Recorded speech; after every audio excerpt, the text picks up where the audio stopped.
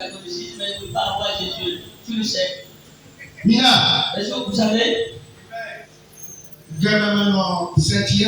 Quand j'étais en cinquième, quand tu prêches Jésus partout, par contre le prêtre m'a reçoit Jésus. Quand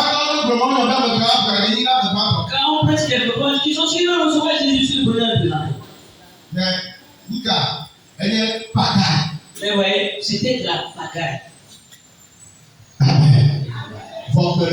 Mais un jour, tu vois, c'est une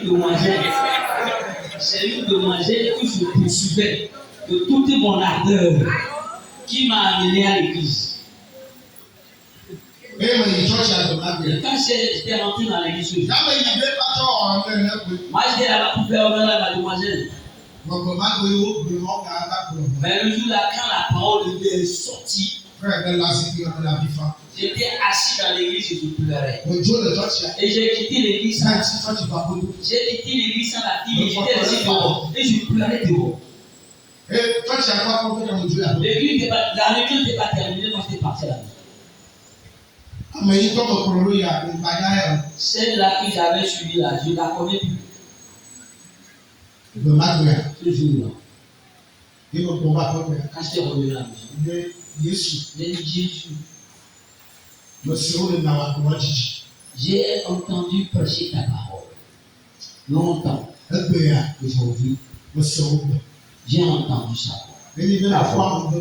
Si je peux te grâce de longtemps, révèle-toi à moi pour que je t'adore. Maintenant, cela m'a inspiré profondément de t'adorer. Je veux te suivre. Et à partir de là, personne, avant, j'allais à l'église, mais je ne pouvais pas. Et j'ai commencé à prier. À partir de là, j'avais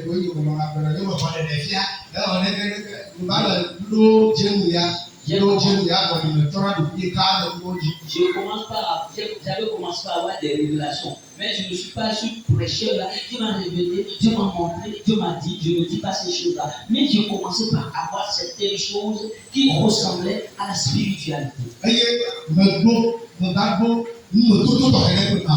commencé par faire une expérience particulière avec Jésus. C'est à partir de là que j'ai commencé la vraie adoration de Dieu.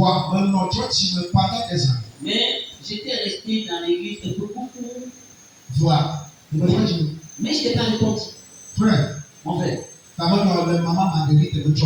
Peut-être à la cérémonie funéraire, au funéraire de la sœur Marie. Dieu t'appelle. Jésus t'appelle à te repentir. Et lui aussi va se tourner. Si tu as écouté cette parole, et ça a touché ton cœur, il ne faut pas endurcir le cœur. Avant que nous avons la tête inclinée, que nous faisons ce